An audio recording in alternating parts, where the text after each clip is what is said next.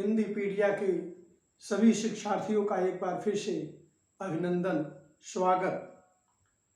आज हम सभी हिंदी साहित्य प्रश्नोत्तरी के साथ आगे बढ़ेंगे। आज की क्लास में हिंदी साहित्य से पूछे जाने वाले महत्वपूर्ण प्रश्नों का संग्रह लेकर आए हैं।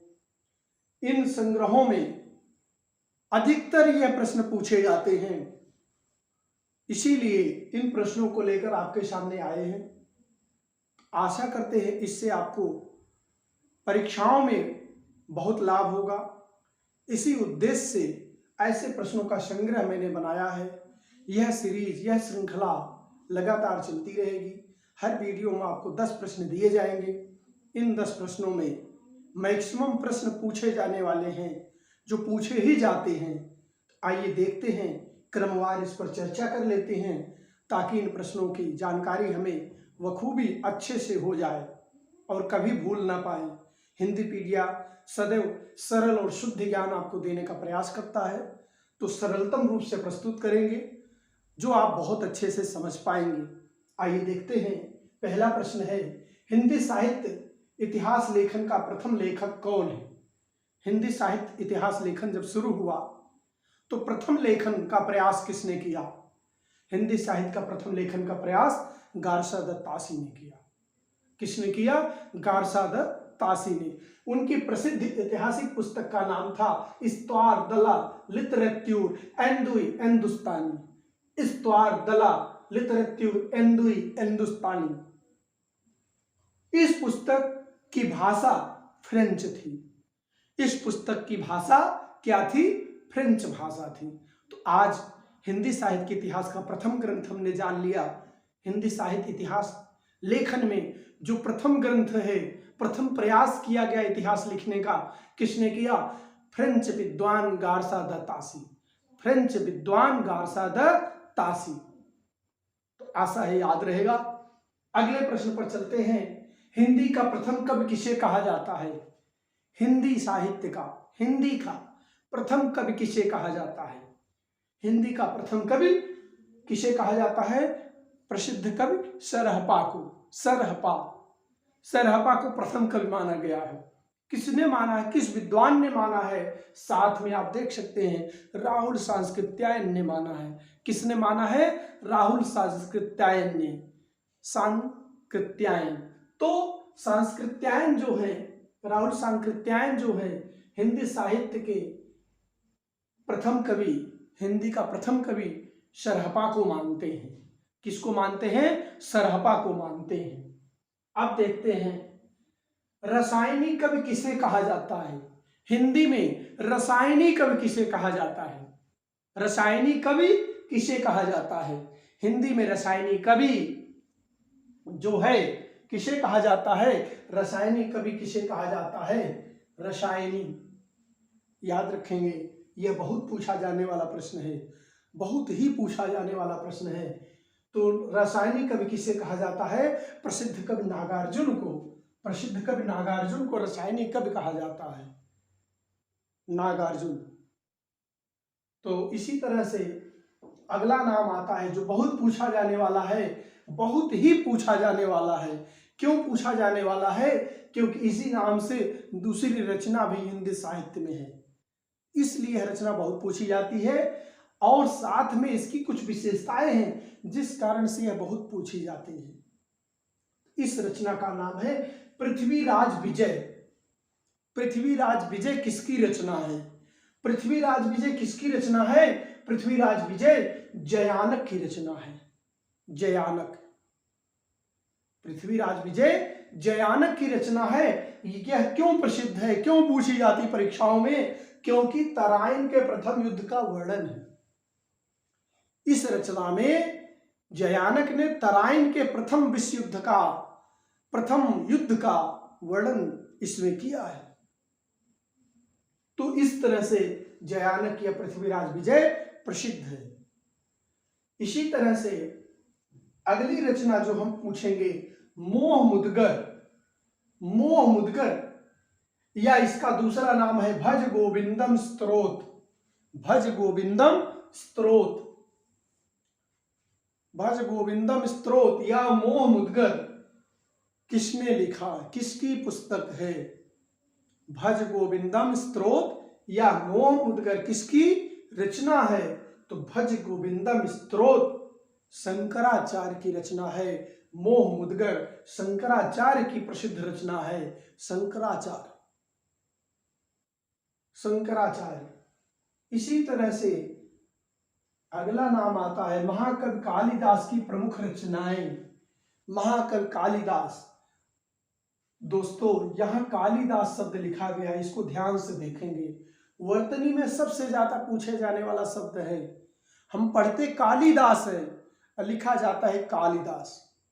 जब भी वर्तनी पूछी जाती है, वर्तनी कभी भी हिंदी साहित्य के प्रश्नोत्तरी में पूछी जाती है, तो वर्तनी में कालिदास पूछा जाता है, बहुत ज्यादा पूछा जाता है, अधिकतर पूछा जाता है। तो कालिदास लिखना भी सीख लेंगे साथ साथ।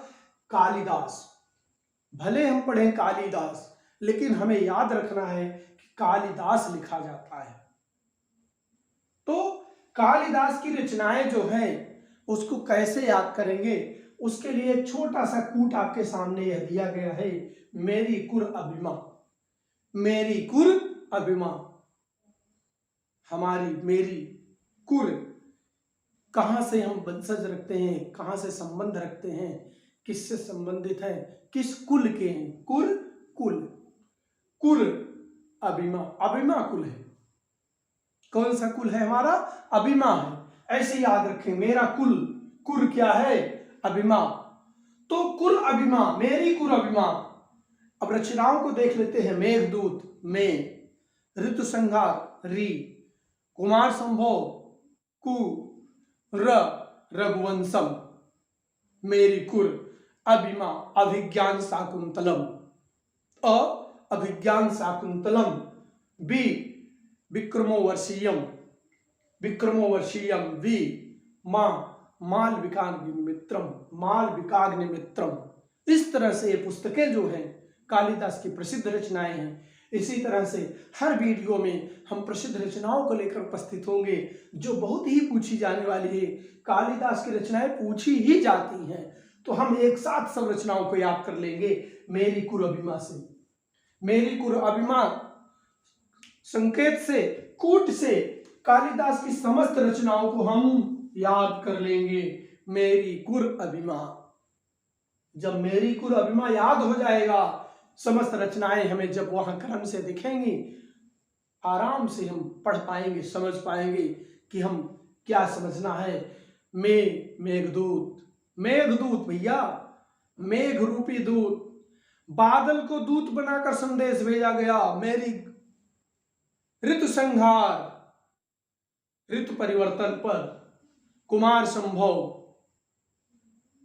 यह संभव किसने किया, कुमार, राजकुमार ने। फिर क्या किया, जिसका किसी को ज्ञान नहीं था, कुमार को ज्ञान नहीं था, वह अभिज्ञान, जिसका किसी को ज्ञान नहीं था वही अभिज्ञान है। अभिज्ञान है क्योंकि वही शाकुंतल के पास गया, वही शाकुंतल के पास गया, जिसका नाम विक्रम था, विक्रम था, विक्रमोवर्षीयम, विक्रम था। और विक्रम होने के कारण उसका नाम विक्रम था, तो वह किसका विजय किया, मालविकाग्निमित्रम, किस पर विजय किया, मालविकाग्निमित्रम पर विजय किया। इस तरह से समस्त रचनाएं कालिदास की आपको याद हो गई होंगी। याद कर लेना है क्योंकि परीक्षा में यह पूछी ही जाती है। इस तरह से हमने यह प्रश्नोत्तरी लेकर सामने आपके आए हैं कि इनसे जो प्रश्न पूछे जाए आपको आ ही जाए। रसायनी नागार्जुन को कहा जाता है। प्रथम इतिहास ग्रंथ की पुस्तक कौन सी है, गारसादातासी लेखक हैं। और रचना कौन सी है उनकी, इस्त्वार दला लिटरेट्यूर एंदुस्तानी। किस भाषा में है, फ्रेंच भाषा में है। किस भाषा में है, फ्रेंच भाषा में है। प्रथम रचना, हिंदी साहित्य की प्रथम रचना, प्रथम कवि, ध्यान देना है, प्रथम कवि किसने माना, किसको माना, प्रथम कवि माना किसको, सरहपा को। किसने माना, राहुल सांकृत्यायन ने माना। इस तरह से समस्त हमें याद रहना चाहिए। आगे चलते हैं 8वें प्रश्न पर। यह बहुत ही महत्वपूर्ण प्रश्न है। जयशंकर प्रसाद की रचना क्रम में, अक्सर रचनाएं क्रम में पूछी जाती हैं, प्रकाशन क्रम में, प्रकाशन के क्रम में पूछी जाती हैं। तो झलका जा, यहां एक आपको संकेत दिया है मैंने, झलका जा। क्या क्या झलका जा? रूप झलका जा, रूप झलका जा, झलका जा, झलक दिखला जा, झलका जा। यह गीत बहुत प्रसिद्ध हुआ, बहुत पसंद किया गया। तो झलका जा शायद याद रहेगा। तो झलका जा जैसे ही याद हो जाए वैसे ही आप समझ लीजिए आपको जयशंकर प्रसाद की रचना याद हो गई। झलका जा, जब क्रम पूछा जाएगा तो आप याद रखेंगे झलका जा। क्या? झलका जा, झरना लहर कामायनी, झरना लहर कामायनी, इसी क्रम में याद कर लीजिए। पहला झरना, दूसरे क्रम में लहर और फिर कामायनी। झलका जा, गीत तो याद हो गया होगा। उसी तरह से झलका जा भी याद कर लीजिए, क्योंकि यही झलका जा आपकी परीक्षा में आने वाला है और आपको कुछ नंबर दिलाने वाला है। अगर आप भूल जाएंगे झलका जा, वह गीत भूल जाएंगे तो नंबर भी शायद नहीं पाएंगे। इसलिए इस गीत को याद करते हुए झलका जा संकेत को याद कर लीजिए। इसके पहले संकेत याद कराया मेरी कुर अभिमा, मेरी कुर अभिमा, जो कालिदास की प्रसिद्ध रचनाओं की और संकेत करता है। तो प्रसिद्ध रचनाएं मेघदूत, रघुवंश, ऋतु संहार, कुमार संभव, विक्रमोर्वशीयम, मालविकाग्निमित्रम, अभिज्ञान शाकुंतलम, सभी रचनाएं। अभी इसी तरह से यहां झलका जा है, झरना लहर कामायनी प्रकाशन के क्रम में है। झरना लहर कामायनी ये कैसे हैं? प्रकाशन के क्रम में है। इनको आप ध्यान से रखेंगे, प्रकाशन के क्रम में है झलका जा। जयशंकर प्रसाद छायावादी कवि हैं। कैसे कवि हैं? छायावादी कवि हैं। छायावाद के 4 स्तंभों में एक हैं जयशंकर प्रसाद। जयशंकर प्रसाद छायावाद के 4 स्तंभों में एक हैं। इनकी प्रसिद्ध रचना महाकाव्य कामायनी, कामायनी प्रसिद्ध महाकाव्य। तो कामायनी जो प्रसिद्ध महाकाव्य है, झलका जा इनके रचनाओं का क्रम है। छायावाद के प्रमुख स्तंभों में जयशंकर प्रसाद हैं, तो इनको तो हमें आना ही चाहिए क्योंकि बहुत प्रसिद्ध हैं। इसी तरह से अगला प्रश्न आता है, रामचरितमानस में वर्णित कांड। गोस्वामी तुलसीदास, तुलसीदास की प्रसिद्ध रचना रामचरितमानस, रामचरितमानस। जब तुलसीदास की प्रसिद्ध रचना रामचरितमानस है तो रामचरित की भाषा, रामचरितमानस की भाषा क्या है? प्रश्न बना, रामचरितमानस की भाषा क्या है? अवधी, अवधी बोली। जो बोली है वो भाषा के रूप में व्युत्पत्त हुई है, प्रयोग हुई है, भाषा के रूप में व्युत्पत्त हुई है, प्रयोग हुई है। तो अवधी के रूप भाषा में लिखा गया रामचरितमानस 7 कांडों में है। इसमें 7 कांड हैं। इसके खंडों को कांड कहा जाता है। कांड, पहला कांड है बाल कांड, अयोध्या कांड, बाल कांड, अयोध्या कांड, अरण्य कांड, किष्किंधा कांड, सुंदर कांड, लंका कांड, उत्तर कांड। यह 7 कांड है। वायो अकसलव, एक संकेत यहां फिर दिया है मैंने, वायो अकसलव, आपको याद करने में बड़ी आसानी होगी। बायो, आजकल जब हम पढ़ाई पढ़ते हैं तो सबसे ज्यादा डिमांड किस सब्जेक्ट की होती है? बायो की। कहते हैं बायो पढ़ेंगे या मैथ पढ़ेंगे, तो बायो, बायो ले लिया अकस में, किसके? पड़ोसी के अकस में। पड़ोसी का बेटा बायो ले रहा था, इसलिए बायो हमने भी अपने बेटे को दिला दिया। अकस्वश, प्रतिस्पर्धावश, बायो अकस लव ले लिया। तो समझ तो गए होंगे संकेत। तो बायो अकस लव, अकस में दिला दिया, लेकिन क्या होने वाला है, जब बच्चे का मन पढ़ने में नहीं लग रहा है तो क्या होने वाला है, ये 7 कांड बन जाएंगे। 7 कांड बन जाएंगे। उसके लिए कांड, कांड शब्द बहुत प्रसिद्ध हो गया, 7 कांड बन गया। 7 कांड का नाम इसी से आएगा। बा से बाल कांड, अयोध्या कांड, अरण्य कांड, किष्किंधा कांड, अक स से सुंदर कांड, लव लंका कांड, उ उत्तर कांड। तो बायो अकस लव 7 कांड हमें क्रम से तैयार हो गए। क्रम पूछा गया तो हम स्पष्ट रूप से बता पाएंगे। अब पूछा जाता है रामचरितमानस में वर्णित उत्तर कांड में तुलसीदास ने किस प्रमुख बात का वर्णन किया, किस युग का वर्णन किया, तो कलयुग का वर्णन किया है। उत्तर कांड में कलयुग का वर्णन किया है। तुलसीदास ने रामचरितमानस के उत्तर कांड में कलयुग का वर्णन किया। किसका वर्णन किया है? कलयुग का वर्णन किया है। इस कलयुग का वर्णन इस रामचरितमानस के उत्तर कांड में हुआ है। अब देखते हैं अंतिम प्रश्न जो आज का है, कामायनी में कितने सर्ग हैं? सर्ग, यहां कांड था, यहां सर्ग है। स्वर्ग जाने की बात है, सर्ग स्वर्ग जाने की बात है। कैसे स्वर्ग जाएंगे? जब प्रलय हो जाएगा। कामायनी में क्या हुआ? प्रलय हुआ। प्रलय हुआ, सब कुछ नष्ट हो गया, सब कुछ डूब गया। सिर्फ एक कोई व्यक्ति बचा, मनु। वह ढूंढते हुए चले जा रहे पहाड़ पर, वहां कहीं श्रद्धा मिली, यज्ञ मिला, यज्ञ में कुछ दाने मिले, उन्हें लगा यहां कोई है। अचानक उनके सामने श्रद्धा का रूप दिखता है और इसी तरह से स्वर्ग बन गए।